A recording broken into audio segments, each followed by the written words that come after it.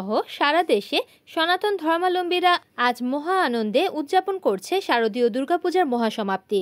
দশমীর দিনে পূজা মণ্ডপগুলোতে ভক্ত অনুরাগীদের উপস্থিতিতে অনুষ্ঠিত হয় সিঁদুর খেলা। বিবাহিত নারীরা পরস্পরের কপালে সিঁদুর পরিয়ে একে অপরের দীর্ঘায়ু ও মঙ্গল কামনা করেন। দেবী দুর্গাকে বিদায় জানাতে ভক্তদের চোখে মুখে আনন্দের পাশাপাশি ছিল সিঁদুর খেলার মাধ্যমে মায়ের প্রতি নিবেদন জানিয়ে তাকে বিদায় দেওয়া হয়। এ সময় ঢাকঢোলের বাদ্য আর উলুধ্বনিতে মুখরিত হয়ে ওঠে চারপাশ।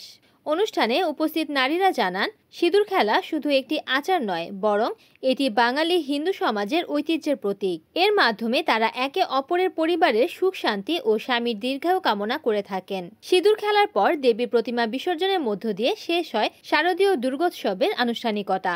ভক্তরা আশা প্রকাশ করেন, দেবী দুর্গা আগামী বছর পুনরায় শুভ্র সাজে আবির্ভূত হবেন, দূর করবেন সকল অশুভ শক্তি। Report SK Mamun, NN TV, Narayanganj.